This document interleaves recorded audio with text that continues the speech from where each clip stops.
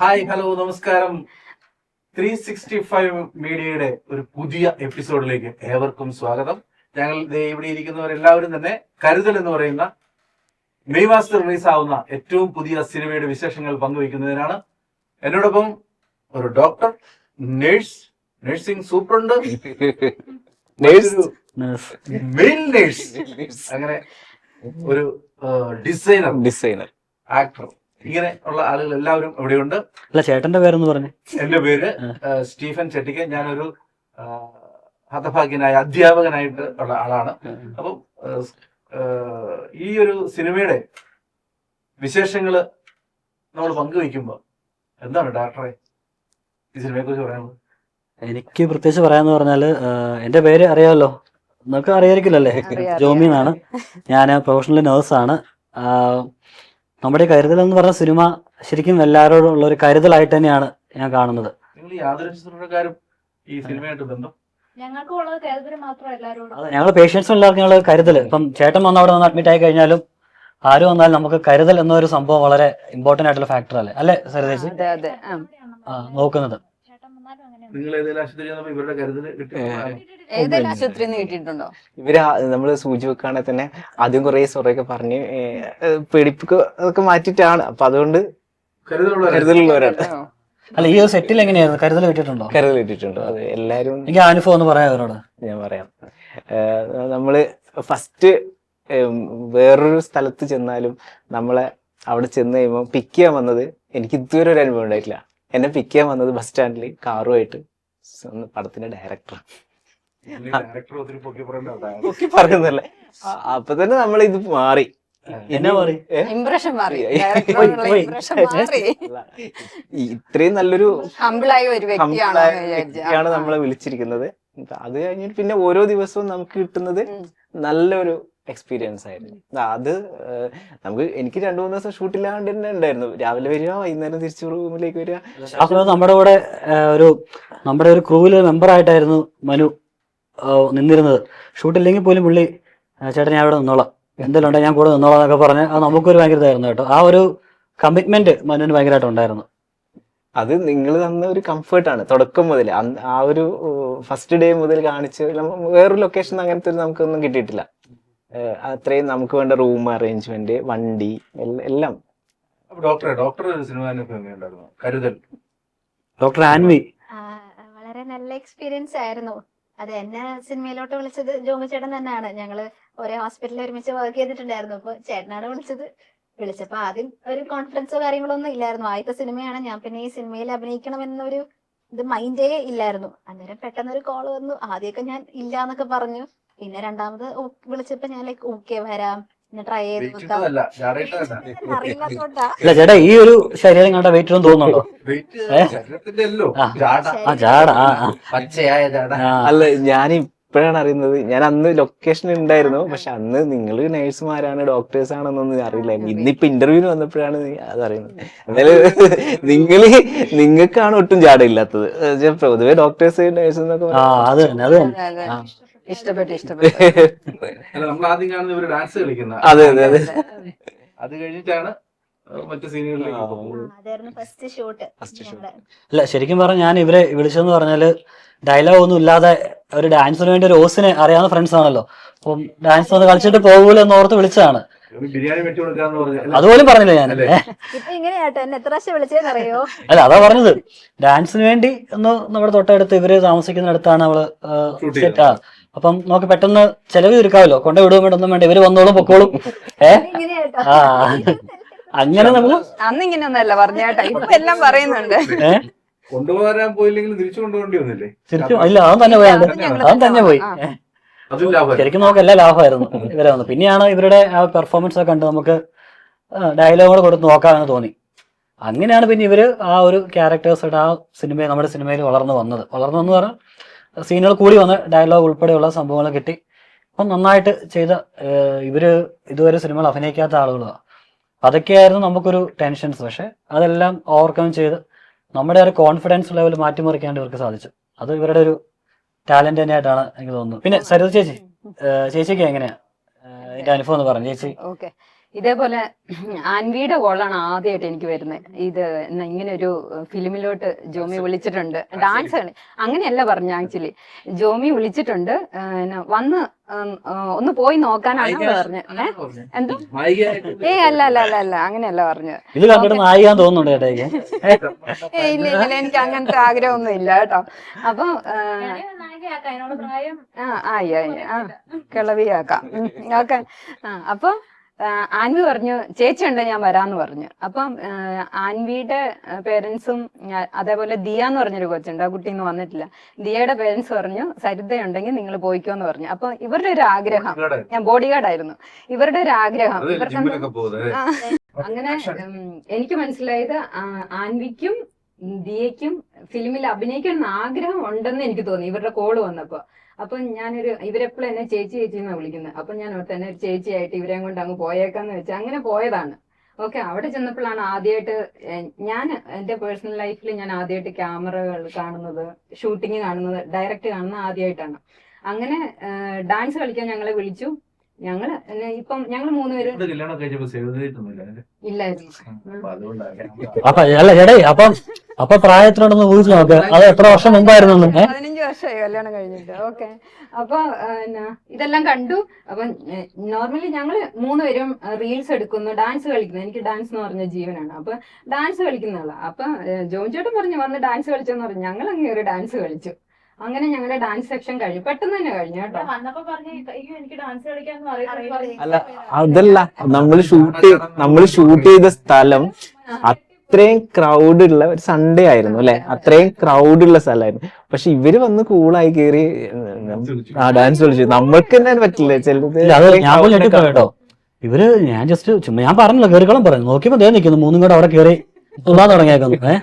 അത് നമുക്കൊരു പോസിറ്റീവ് ആയിട്ട് നമുക്ക് തോന്നി അതൊക്കെ. അല്ല ഇവര് ഫ്രണ്ട്സ് ആയതുകൊണ്ട് ഇവർക്ക് വേഗം മിങ്കിളാവാൻ പറ്റി.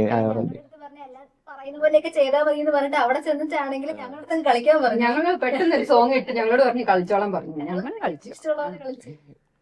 ചിലപ്പോ പ്രേക്ഷകർക്ക് ഈ പറയുന്ന സംഭവം എന്താണെന്ന് മനസ്സിലാക്കാനില്ല.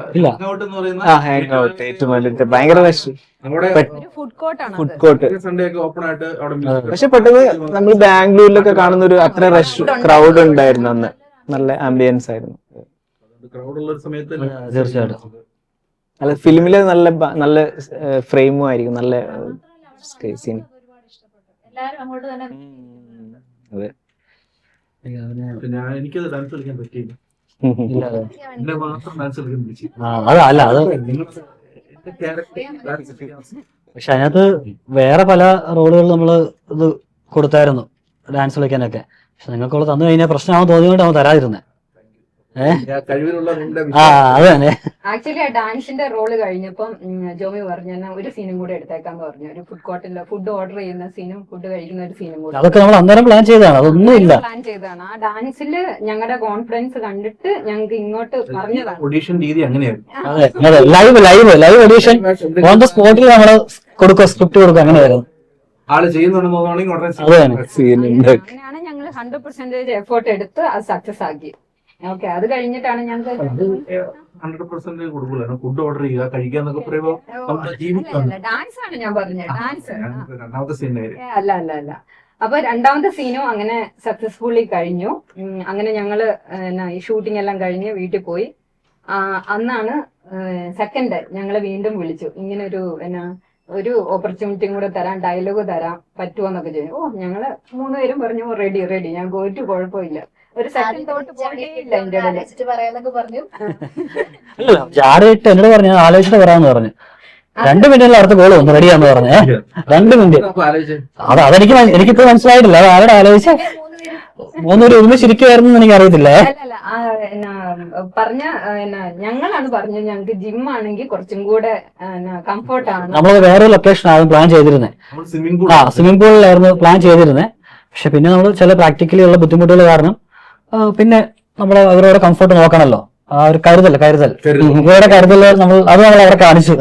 എനിക്ക് ഡയറക്ടർ ജോമി ചേട്ടനോട് ഭയങ്കര താങ്ക്സ് പറയുന്നുണ്ട്. കാരണം ഞങ്ങളെങ്ങാനും മുങ്ങിപ്പോയാൽ ശരിയാ. ഞാൻ നോക്കുമ്പോ എന്റെ കൂടെ ഉള്ള 3 പേർക്ക് സ്വിമ്മിങ് അറിയത്തില്ല. പിന്നെ ഇവർക്ക് ഞാൻ എന്തെങ്കിലും രക്ഷിക്കാൻ ഞങ്ങൾക്ക് അറിയത്തില്ല, അതാണ് പ്രശ്നം. അതൊന്നും എനിക്ക് അങ്ങനത്തെ കുഴപ്പമില്ലായിരുന്നു. പക്ഷെ അവിടെ ഞങ്ങൾക്ക് ഇല്ല, ദിയ ആണേലും ആൻവി ആണേലും ഞാനാണേലും പറഞ്ഞു വേറൊരു ലൊക്കേഷനാണ്, ഞങ്ങൾ വരുന്നില്ല എന്ന് പറഞ്ഞപ്പോ ജോമി ഞങ്ങളോട് പറഞ്ഞു ഒന്ന് കാണാൻ പറ്റുമോ, ഒരു 2 മിനിറ്റ് ഞാൻ സംസാരിച്ചു കഴിയുമ്പോ നിങ്ങളുടെ ഈ ഡൗട്ട്സ് എല്ലാം മാറും എന്ന് പറഞ്ഞ് എന്റെ അടുത്തും ആൻവിന്റെ അടുത്തും വന്ന് അങ്ങനെ അരമണിക്കൂർ സംസാരിച്ച് ഞങ്ങളെ കംഫർട്ട് ചെയ്തു. അവിടെ ഞങ്ങൾക്ക് ഒരു പ്രൊട്ടക്ഷൻ ആയിരുന്നു. കരുതൽ കരുതൽ അത് പറയാം. പക്ഷെ ആ വീഴ്ചയിൽ വേറെ വരിക്കൊന്നും പറ്റില്ല, ഇതുവരെ കുഴപ്പമൊന്നുമില്ല. ജോമിയുടെ വേറൊരു കരുതലായിരുന്നു. ഇവര് തന്നെ പോകുന്ന ജിമ്മില് ഇവര് തന്നെ ചെലവില്.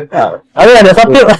ഞങ്ങൾ ഒറ്റൊരു ഡിമാൻഡ് പറഞ്ഞോളൂ, ഞങ്ങളുടെ കെയർ ജിമ്മിൽ തന്നെ ഷൂട്ട് ചെയ്യണമെന്ന് പറഞ്ഞു. അന്നേരം പിന്നെ ഞങ്ങളുടെ ജിമ്മിന്റെ ഓണറുണ്ട് ജാതിച്ചേട്ടനെ വിളിച്ച് സെറ്റ് എല്ലാം ചെയ്ത് ജാതിച്ചേട്ടൻ പറഞ്ഞു ഒരു കുഴപ്പമില്ലാന്ന് പറഞ്ഞു. അങ്ങനെ ഞങ്ങള് സീരിയസ്ലി അത് അവരുടെ ഭയങ്കര സപ്പോർട്ടീവ് ആയിരുന്നു കേട്ടോ. അവിടെ വന്ന ഒരാള് പോലും നമ്മുടെ സാറിന് ആൾക്കാരെല്ലാം ഇങ്ങനെ അവരത് അറിഞ്ഞ് അവര് മാറി നിന്നു. അവരുടെ എന്താണ് വർക്ക്ഔട്ട് ചെയ്യുന്നു, അവരവരുടെ ബോഡി നന്നാക്കാൻ വേണ്ടി വന്നത്. അവരാരും നമ്മുടെ സിനിമ ശരിക്കും പറയാം അവരും ഇതിനകത്ത് ആക്റ്റീവ് ആയിരുന്നു. നമ്മൾ ആ സ്ക്രീൻ സിനിമ കാണാൻ പറയാം ഇവരെയാണ് നമ്മൾ ഫോക്കസ് ചെയ്തെങ്കിലും ബാക്ക്ഗ്രൗണ്ടിലൊക്കെ അവരുണ്ട്. പക്ഷെ അതെല്ലാം അവര് ശരിക്കും മൈൻഡ് ചെയ്തില്ല. അവര് അതൊക്കെ നമുക്ക് അല്ലെങ്കിൽ നമ്മൾ ഓരോരുത്തരുടെ അടുത്ത് പോയി പറയണം, നോക്കല്ലോ കേട്ടോ ക്യാമറ നോക്കി, ഇതൊന്നും വേണ്ടി വന്നില്ല. അവരത് അറിഞ്ഞ് അതിന്റെ ആ ജാതു എന്ന് പറഞ്ഞ ചേട്ടനൊക്കെ ആണെങ്കിൽ നമുക്ക് ഭയങ്കര സപ്പോർട്ട്. അത് നമുക്ക് പല സ്ഥലത്തുനിന്നും കിട്ടിയിട്ടുണ്ട്. അന്ന് നൈറ്റ് ഓൾഡ് ഹോം പോയി, പിന്നെ നൈറ്റ് കഫേ ഷൂട്ട് ചെയ്തില്ലേ, അവിടെയും കഴിക്കാൻ വരുന്നവരൊക്കെ നമുക്ക് കംഫർട്ടായ രീതിയിൽ അവര് മാറി. അത് ശരിക്കും വ്യത്യസ്തമായിട്ടുള്ള അനുഭവം. നമ്മള് അതെനിക്ക് തോന്നുന്നത് പല ഷൂട്ടിംഗ് ലൊക്കേഷനിലും നമ്മുടെ ആക്ടേഴ്സ് ഉണ്ട്, നമ്മൾ കൊണ്ടുവരുന്ന ആർട്ടിസ്റ്റുകൾ, ബാക്കി പുറകിൽ നിന്ന് വരുന്ന ആളുകളൊക്കെ എന്ന് പറഞ്ഞാൽ ഒന്നെങ്കിൽ നമ്മൾ പോയി പറയണം മാറി നിൽക്കണം മാറി. പക്ഷെ ഇത് എന്താ കാരണം ഒന്നും അറിയത്തില്ല, നമ്മുടെ ഇതിനകത്ത് നമുക്ക് പോയി പറയേണ്ട അവസരം വന്നില്ല. അവരേലും അത് മനസ്സിലാക്കി ഈ മാറി അതനുസരിച്ച് അവർ ബിഹേവ് ചെയ്യായിരുന്നു. അത് എന്താ സംഭവം ഇനി വേറെ എന്റെ അറിവിൽ നമ്മുടെ ടീമിൽ നിന്ന് ആരും അവരോട് പറഞ്ഞു കൊടുത്തിട്ടില്ല. പക്ഷെ എന്തോ ഒരു ദൈവാനുഗ്രഹം നമുക്ക് അത്രയും ടൈമും കൂടെ അവർ നമുക്ക് സേവ് ചെയ്യാൻ പറ്റിയിട്ടുണ്ട്. അതൊരു വലിയ കാര്യമായിട്ട് എനിക്ക് തോന്നുന്നു കേട്ടോ. ജോമി ചേട്ടാ, നേഴ്സിംഗിൽ ഈ സിനിമ ചെയ്യാനായിട്ട് വന്നപ്പോഴേക്കും ഒരുപാട് പേര് പറഞ്ഞിട്ടുണ്ടാവുമല്ലോ വേണ്ട ശരിയാവത്തില്ല ഇന്ന പ്രശ്നങ്ങൾ ഉണ്ടാവും എന്നൊക്കെ പറഞ്ഞിട്ടുണ്ടായില്ലേ, അപ്പം ചേട്ടന്റെ റിയാക്ഷൻ എങ്ങനെയായിരുന്നു? ഈ ചോദ്യം അങ്ങോട്ട് ചോദിച്ചോട്ടെ, ഈ സെയിം ചോദ്യം അനുഭവിച്ചിട്ടുള്ള ആളായിരിക്കുമല്ലോ. എനിക്ക് തോന്നുന്നത് അത് ഓഫ്കോഴ്സ് നമുക്ക് എല്ലാവരുടെ അടുത്തുനിന്നും കിട്ടും. കാരണം പ്രത്യേകിച്ച് നമ്മൾ നഴ്സുമാരെന്ന് പറയുമ്പോൾ എല്ലാവർക്കും അറിയാം ഒരു ഒതുങ്ങി കൂടി ജീവിക്കേണ്ട അങ്ങനെ പറച്ചിലൊന്നുമില്ല. പക്ഷെ എങ്കിൽ ഇപ്പോൾ എല്ലാവരും അങ്ങനെ ചെയ്യുന്നത് അത് അവരുടെ ഹെക്ടിക് ഡ്യൂട്ടി ഷെഡ്യൂളും ബാക്കിയുള്ള കാര്യങ്ങളൊക്കെ വെച്ചുകൊണ്ട് തന്നെ ആയിരിക്കും. അങ്ങനെ ഒരു ഒത്തിരി ടാലന്റഡ് ആയിട്ടുള്ള നഴ്സുമാർ നമുക്ക് ചുറ്റുമുണ്ട്. പക്ഷെ അവർക്ക് ഓപ്പർച്യൂണിറ്റി കിട്ടുന്നില്ല, അല്ലെങ്കിൽ പല സാഹചര്യം വീട്ടിലെ സാഹചര്യങ്ങളൊക്കെ ആയിരിക്കും കിട്ടുന്നില്ല. എനിക്കും അതൊക്കെ തന്നെ ഫേസ് ചെയ്യാൻ പറ്റുന്നുണ്ട്. പക്ഷെ എൻ്റെ ഒരു ഏറ്റവും ഒരു പോസിറ്റീവായിട്ട് എൻ്റെ പപ്പ ഈ താല്പര്യമുള്ള ഒരാളാണ്. പപ്പ അഭിനയിക്കും, നാടകത്തിലൊക്കെ അഭിനയിച്ചിട്ടുണ്ട്, കഥ എഴുതും, അങ്ങനെയൊക്കെ അതെനിക്ക് സപ്പോർട്ടീവായിരുന്നു. എൻ്റെ വീട്ടുകാരും കൂട്ടുകാരും പിന്നെ സ്റ്റീഫൻ ചേട്ടനൊക്കെ ആണെങ്കിലും എനിക്ക് ചെറുപ്പം മുതലേ എൻ്റെ അയൽവക്കക്കാരനാണ്, ചെറുപ്പം മുതലേ അറിയാവുന്ന ആളാണ്. എൻ്റെ എല്ലാ ഷോർട്ട് ഫിലിമിലും തുടക്കം മുതൽ എല്ലാത്തിനും ഉള്ള ഒരാളെ ഉള്ളി. നമുക്കിപ്പോഴും നമ്മുടെ കൂടെ എല്ലാത്തിനും സപ്പോർട്ട് ചെയ്യുന്ന ഒരാൾ. പിന്നെ നായകനാക്കിയിട്ടില്ല ഞാൻ, അവരൊക്കെ നായകനാക്കിയിട്ടില്ലേ. പക്ഷെ എന്തായാലും നല്ല ടാലന്റഡ് ആയിട്ടുള്ള ആയിട്ടുള്ള ഒരു ആക്ടറാണ്. തീർച്ചയായിട്ടും പുള്ളി എനിക്ക് ഉറപ്പുണ്ട് കയറി വരും, ഉറപ്പായിട്ടും കയറി വരും. ഒരു ഡയറക്റ്റ് ചെയ്യാന്ന് പറയുന്നത് ഭയങ്കര, നമുക്കൊക്കെ അഭിനയിക്കാൻ പറ്റുന്ന ടൈമിൽ ചെന്ന് ആ പോർഷൻ കഴിഞ്ഞ് നമ്മള് ഭയങ്കര സേഫായി. പക്ഷെ ഡയറക്റ്റ് ചെയ്തെടുക്കുക എന്ന് പറഞ്ഞാൽ ഇത്രയും റിസ്ക് ഉള്ള ഒരു സാധനമാണ്. അത് ഇങ്ങനെ ഒരു പ്രൊഫഷൻ നേഴ്സിംഗ് പോലെ ഒരു സേഫായി നിൽക്കാം എന്നൊരു പ്രൊഫഷൻ പഠിച്ചിട്ടില്ല. ഇത് സ്ക്രിപ്റ്റ് എഴുതി ഡയറക്റ്റ് ചെയ്ത് ഈ ആർട്ടിസ്റ്റുകളൊക്കെ കോർഡിനേറ്റ് ചെയ്ത് കൊണ്ടുവന്ന് ഇത്രയും റിസ്ക് എടുക്കാൻ എന്തുമാത്രം. ഈ ഫിലിമിൽ ഇതിൽ ഇങ്ങനെ അഭിനയിച്ചു എന്ന് പറഞ്ഞു കഴിഞ്ഞപ്പം എന്നോട് എന്റെ HOD പറഞ്ഞു, ഓ ജോമിയാണോ, ജോമി നല്ലൊരു ഡയറക്ടറാ, അവാർഡ് കിട്ടിയ ആളാണ്. അങ്ങനെ അന്നേരമാണ് ഞാൻ അറിയുന്നേ ഇങ്ങനെയൊക്കെ. പേരെന്ന് പറയാം, എനിക്ക് പോയി കണ്ടൊന്ന്. അല്ല വേറൊരു കേസ്, എന്നെ കോൾ ചെയ്തപ്പോഴും ഈ ജോമി ജോസ് ആണ് പേര് എന്ന് പറഞ്ഞ അറിയാട്ടോ, എനിക്ക് അറിയാവുന്ന ആളാണ്. നല്ല എനിക്കറിയത്തില്ലല്ലോ. നമ്മള് വിളിക്കുന്നു, ഓക്കെ നമുക്കൊരു ഇഷ്ടമുള്ള കാരണം നമ്മൾ വരുന്നു. പക്ഷെ അതിന്റെ അപ്പുറത്ത് ഒരു ഷോർട്ട് ഫിലിം ചെയ്തെന്നോ അവാർഡ് കിട്ടിയെന്നൊന്നും അറിയുന്നില്ലല്ലോ. ഇത് കഴിഞ്ഞപ്പോഴാണ് നിങ്ങൾ വലിയ ആളാന്ന് ഞങ്ങൾക്ക് നേരെ നമ്പർ വിളിച്ചപ്പോ തന്നെ നമ്പർ ആളെ അറിയില്ലല്ലോ, പേര് മാത്രം പറഞ്ഞു ഇങ്ങനെ ഒരാള് കോട്ടയത്ത് നിന്ന് വിളിക്കുന്നതെന്ന് പറഞ്ഞിട്ട് വേഗം സേവ് ചെയ്ത് വാട്സപ്പ് എടുത്താൽ ഇയാളെ മുഖം കാണാലോ. അപ്പൊ ഞാൻ നോക്കുമ്പോണ്ട് അങ്ങനെയാണ് ഡീറ്റെയിൽ കണ്ടത്. മൊത്തം അവാർഡ് നാഷണൽ അവാർഡ് കിട്ടുക. അപ്പൊ ഞാൻ വിചാരിച്ചു, വിളിച്ച പുള്ളി കുഴപ്പമില്ല, കൊള്ളാം, ഓക്കെ. ഒന്ന് കണ്ടിന്യൂ ഇല്ലില്ല, എല്ലാവരും ഫസ്റ്റ് ഇംപ്രഷൻ തന്നെ കണ്ടിന്യൂ ചെയ്തു. അല്ല, ഞാൻ ഷൂട്ട് കഴിഞ്ഞ് വന്നപ്പോഴും ഞാൻ ഇങ്ങനെ ആലോചിച്ചുകൊണ്ടിരുന്നത് ഇവരൊക്കെ എന്തുമാത്രം എഫേർട്ട് എടുക്കുന്നത് വെച്ചാൽ ഇങ്ങനെ ഒരു പ്രൊഫഷൻ സേഫ് ആണ്. നേഴ്സിംഗ് ആവശ്യത്തിൽ നമ്മൾ ശമ്പളം മേടിക്കുക, മര്യാദക്ക് ജോലി ചെയ്ത് ഹാപ്പി ആയിട്ട് പോവാം. അതിൻ്റെ ഇടയിൽ ഇത്രയും ഈ ഡയറക്ഷനിൽ നമ്മൾ അഭിനയിക്കുന്നവരെക്കാട്ടും എത്രയും റിസ്ക് ഉള്ള സാധനമാണ്. അഭിനയിക്കുന്നവർക്ക് അവിടെ പോയി അഭിനയിച്ച് തിരിച്ച് വന്ന് പരിപാടി എടുത്താൽ. ഇതല്ല, ഇത് എഡിറ്റിംഗ് ചെയ്യണ, അതിന്റെ സിനിമ റിലീസ് തിയേറ്ററിൽ എത്തുന്നത് വരെ ഇതിന്റെ എ ടു സെഡ് കാര്യം.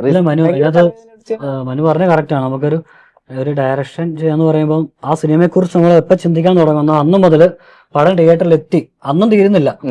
അത് കഴിഞ്ഞ് അതിന്റെ ബാക്കിയുള്ള ഒരു 5-6 മാസത്തേക്കും കൂടെ ഉള്ള നമ്മുടെ ആ ഒരു ടെൻഷൻ ഭയങ്കര ഇതാണ്. പക്ഷെ അതിനൊക്കെ നമുക്ക് സപ്പോർട്ട് ചെയ്യാൻ ടീം ഉണ്ടെങ്കിൽ നമുക്കത് ചെയ്തെടുക്കാൻ പറ്റും. അതാണ് നമുക്ക് പറ്റിയൊരു ഇതെന്ന് പറഞ്ഞാൽ. ഈവൻ സിമ്പിൾ ആയിട്ട് പറഞ്ഞാൽ മനു പോലും ഇതിനകത്ത് ഒരു ആക്ടറായിട്ടാണ് വന്നത്. പക്ഷെ ഗ്രാജുവലി മനു ഞങ്ങളുടെ കൂടെ ഒരു ക്രൂ മെമ്പർ ആയിട്ട് മാറുകയോ ചെയ്തത്. ശരിയാണല്ലോ അല്ല? ആ ഒരു അനുഭവം എന്ന് പറയുമോ ടീമിൽ? നിങ്ങളുടെ ഈ സിനിമയോടുള്ള ഇങ്ങനെ ഒരു പ്രൊഫഷൻ, ഇത്രയും സിനിമയോട് ഇത്രയും മാത്രം ഇത് കാണിക്കുമ്പോൾ നമ്മള് സ്വാഭാവികമായിട്ട് അങ്ങനെ ആകുകയാണ്. ഞാൻ എല്ലാ റോളുകളും അറ്റൻഡ് ചെയ്തു, എന്തൊക്കെ ചെയ്യാൻ പറ്റുന്നതൊക്കെ ഞാൻ എന്റെ ഭാഗത്ത് ചെയ്തിട്ടുണ്ട്. തീർച്ചയായിട്ടും നിങ്ങൾ സിനിമയോട് കാണിക്കുന്ന ഒരു കമ്മിറ്റ്മെന്റ് എനിക്കത് ഏറ്റവും മനുവിനിൽ തോന്നിയൊരു കാര്യം എന്ന് പറഞ്ഞാൽ, ഒരു സീനിനകത്ത് നമ്മള് കുറച്ച് ചെയർ എടുത്തിട്ട് കൊണ്ടുപോയിട്ട് നമ്മുടെ ക്രൂവിലുള്ള 2 പേരോട് പറഞ്ഞു. ഞാൻ നോക്കിയപ്പോൾ ഒരാളും കൂടെ ചെയർ എടുക്കാൻ ചെല്ലുക, നോക്കിയപ്പോൾ മനുവാ. സത്യം നമുക്ക് ആ ഒരു കമ്മിറ്റ്മെന്റ് മനുവിന്റെ ആണെങ്കിലും ഭയങ്കര പോസിറ്റീവായിട്ട് തോന്നിയത്. അല്ലെങ്കിൽ നമ്മൾ പറഞ്ഞാൽ പോലും പോകാത്ത ആളുകൾ ഒത്തിരി ആളുകളുണ്ട്. അതുകൊണ്ട് മനു അങ്ങനെ മേടിച്ചുകൊണ്ട് 2 സീനോട് കൂട്ടി കൊടുക്കും. തീർച്ചയായിട്ടും. അതുകൊണ്ട് ഞാൻ മനുവിന് 2 3 4 സീനോട്. പക്ഷെ അത് നമുക്ക് നമ്മളോട് കാണിക്കുന്ന ഒരു ആറ്റിറ്റ്യൂഡ്, അല്ലെ അവിടെ സെറ്റിൽ കാണിക്കുന്ന ആറ്റിറ്റ്യൂഡ് ഭയങ്കരമായിട്ട് ഒരു ആക്ടറിന് ഗുണം ചെയ്യും.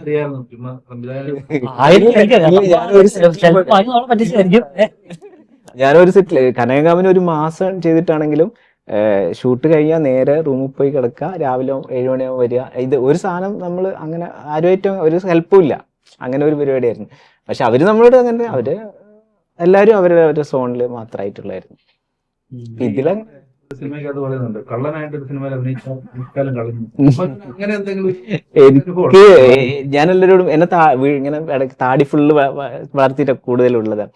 അപ്പൊ എല്ലാവരും ഈ താടിയൊന്ന് അടിച്ച് ഒന്ന് വൃത്തിക്ക് നടന്നുകൂടെ? ഞാൻ പറഞ്ഞു, എന്നെ സിനിമയിൽ ഒന്നുകിൽ കള്ളൻ, അല്ലെങ്കിൽ പോക്കറ്റ് അടിക്കാരൻ, അല്ലെങ്കിൽ അലവലാതി, ഈ ഒരു ക്യാരക്ടറിലേക്ക് മാത്രമേ വിളിക്കുന്നുള്ളൂ. പിന്നെ ഞാൻ ആ കോലത്തിൽ നടന്നാലേ പറ്റുള്ളൂ. അങ്ങനെ ഇപ്പൊ ഞാൻ ഇതെല്ലാം പടം കഴിഞ്ഞിട്ട് ഒന്ന് പഠിച്ച് ട്രിം ചെയ്തിട്ടുണ്ട്. പുതിയൊരു പടം കിട്ടിയിട്ടുണ്ട്, ഒരു ബാങ്ക് മാനേജറല്ല, ബാങ്ക് ഉദ്യോഗസ്ഥനായിട്ട്. അപ്പൊ അതിലെങ്കിലും ഒന്ന് വൃത്തിക്ക് നിൽക്കട്ടെ. നമ്മുടെ വൃത്തിക്കല്ലായിരുന്നു. അങ്ങനെയല്ല, ലോക്കല് കഥാപാത്രങ്ങളാണ് കൂടുതൽ എന്നെ വിളിക്കുന്നത്. പക്ഷെ ഈ ഫിലിമിൽ കുറച്ചുകൂടി കഥാപാത്രത്തെ എന്താ തോന്നിയത്? നല്ല നല്ല ക്യാരക്ടർ ആയിരുന്നു. ഒരു മെമ്പറുടെ കൂടെ നടക്കുന്ന ഒരു നല്ലൊരു മര്യാദയുള്ളൊരു നാട്ടുകാരൻ. എർത്ത്. പിന്നെ നിങ്ങൾക്ക് എന്നാ ശരിക്കും നിങ്ങളുടെ ഒരു എക്സ്പീരിയൻസിൽ എന്താ നിങ്ങൾക്ക് മൊത്തത്തിൽ പറയാനുള്ളത്? നല്ലൊരു എക്സ്പീരിയൻസ് ആയിരുന്നു. പിന്നെ ജോമിച്ചേട്ടൻ ഞങ്ങൾ അക്സെപ്റ്റ് ചെയ്ത് തന്നെ. എന്നെ പൊക്കി പറയാനല്ല ഞാൻ പറഞ്ഞത്. അല്ലാതെ അങ്ങനെ പൊക്കി പറഞ്ഞാൽ അടുത്തൊരു പടം കിട്ടില്ല. ഇല്ല, നമുക്ക് ഉള്ളിൽ നിന്നുള്ളതാണ് നമ്മൾ പറഞ്ഞുള്ളൂ, പൊക്കിയൊന്നുമില്ല. പടത്തിലേക്ക് തന്നെ നമ്മളെ ചൂസ് ചെയ്യാന്ന് പറയുന്നത് തന്നെ വലിയൊരു കാര്യമല്ലേ. ഡോക്ടർ ആൻവി, ഡോക്ടറിന് എന്നാ ഈ നഴ്സുമാരും ഇതൊക്കെ എന്താ ഡോക്ടറിന്റെ ഒരു പടത്തെ കുറിച്ച് ആൻവി ആയിരിക്കും, ഡോക്ടർ ആയിരിക്കാം. പക്ഷെ ഞങ്ങൾ തമ്മിലുള്ള ഇന്ററാക്ഷനിൽ ഒരിക്കലും ഒരു ഡോക്ടർ നേഴ്സ് എന്നുള്ള ഒരു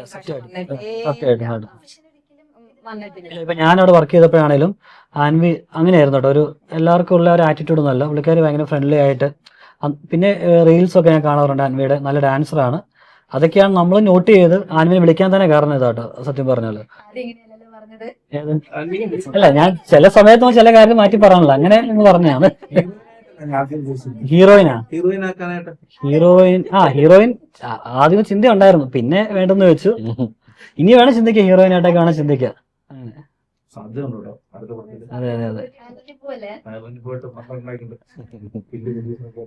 അതെ. പിന്നെ സരിതേശിക്ക് ചേച്ചി നേഴ്സിംഗിൽ കുറെ ഞങ്ങളൊക്കെ ഒത്തിരി എക്സ്പീരിയൻസ് ഉള്ളതാണ് കേട്ടോ. ചേച്ചി ഇതിനു മുമ്പ് ചേച്ചി വേറെ ചെയ്തിട്ടില്ലെന്ന് എന്നോട് അല്ലേ പറഞ്ഞിട്ടുള്ളത്? ചെയ്തിട്ടില്ല. പക്ഷെ ശരിക്കും ഒരു വന്നിട്ടുണ്ട്. പക്ഷെ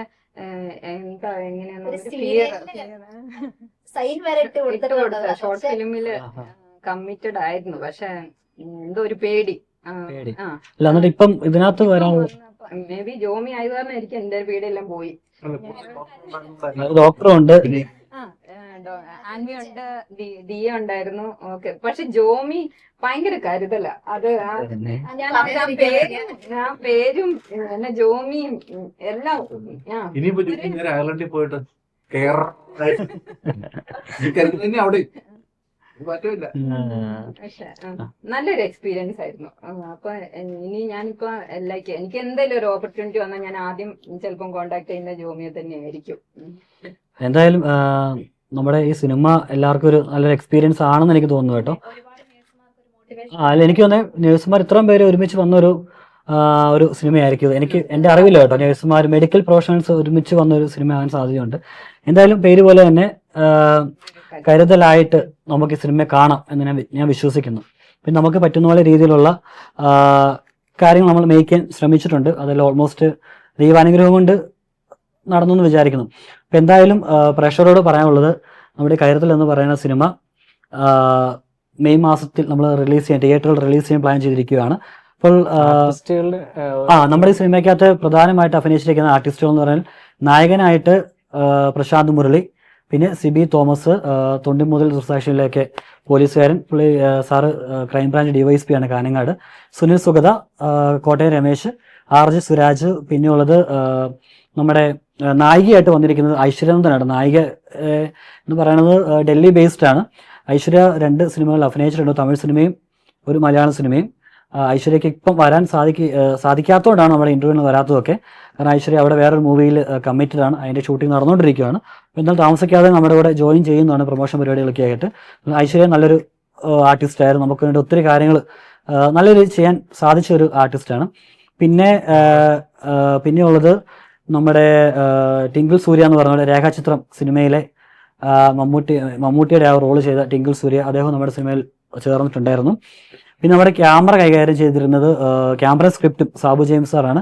സാബു ജെയിംസ് സാർ ഇൻഡസ്ട്രിയിൽ വർഷങ്ങളായിട്ടുള്ള ഒരാളാണ്, 10-35 വർഷത്തോളമായിട്ട് പൂനെ ഫിലിം ഇൻസ്റ്റിറ്റ്യൂട്ടിലെ സിനിമാറ്റോഗ്രാഫിയിലെ റാങ്ക് ഹോൾഡറും അവിടുത്തെ പ്രൊഫസറൊക്കെ ആയിട്ട് വർക്ക് ചെയ്തിരുന്നു. പിന്നെ 25 വർഷക്കാലം സാറ് തെലുങ്ക് സിനിമയിലെ ക്യാമറമാൻ ആയിരുന്നു.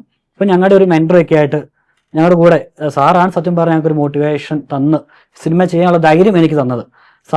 സാറിൻ്റെ ഒരു വട്ടം കൂടി എന്ന സിനിമയിലൊക്കെ ഞാൻ അസിസ്റ്റന്റ് ഡയറക്ടറായിട്ട് വർക്ക് ചെയ്തിട്ട്, ഞാൻ സ്റ്റീഫൻ ചേട്ടനൊക്കെ അവിടുന്ന് നമ്മൾ ഓരോ ബാലപാഠങ്ങൾ പഠിച്ച് നമ്മൾ ഈ സിനിമ തന്നെ ചെയ്യാനുള്ള ധൈര്യം തന്ന് സാറാണ്. അപ്പോൾ സാറും നല്ല രീതിയിലൊരു കോൺട്രിബ്യൂഷൻ സിനിമയ്ക്ക് വേണ്ടി ചെയ്തിട്ടുണ്ട്. അപ്പോൾ എന്തായാലും ഈ സിനിമ എല്ലാവർക്കും ഉള്ളൊരു കരുതലായിരിക്കുമെന്ന് ഞാൻ വിശ്വസിക്കുകയാണ്. അപ്പം മെയിൽ ഈ സിനിമ തിയേറ്ററിൽ ഇറങ്ങുമ്പം എല്ലാവരും കണ്ട് സപ്പോർട്ട് ചെയ്യുക. തീർച്ചയായിട്ടും സിനിമ കാണുന്ന ഓരോ വ്യക്തികൾക്കും അവരുടെ ലൈഫിൽ കണക്ട് ചെയ്യാൻ പറ്റുന്ന ഓരോ സാഹചര്യങ്ങളും ഈ സിനിമയിൽ ഉണ്ടാകുമെന്നുള്ള കാര്യത്തിൽ ഉറപ്പ് വരുന്നു. ഏത് പ്രായക്കാർക്കും ചെറുപ്പം മുതൽ പ്രായമായവർക്ക് വരെ കുടുംബസമേതം കാണാൻ പറ്റുന്ന ഒരു സിനിമയായിരിക്കും കരുതൽ എന്ന് ഞാൻ ഉറപ്പ് തരികയാണ്. അപ്പം തീർച്ചയായിട്ടും സിനിമ മെയിൽ ഇറങ്ങുമ്പോൾ നിങ്ങൾ എല്ലാവരും കാണുക, സപ്പോർട്ട് ചെയ്യുക. ഞങ്ങളുടെ കരുതൽ ടീമിൻ്റെ എല്ലാവിധ നന്ദിയും അറിയിക്കും. ഇതുവരെ സപ്പോർട്ടിന് നന്ദി പറയുന്നു. കൂടെ ഞങ്ങൾക്ക് വേണ്ടി നിങ്ങളുടെ പ്രാർത്ഥനയിൽ ഓർക്കണമെന്നും കൂടെ റിക്വസ്റ്റ് ചെയ്യുന്നു. Thank you.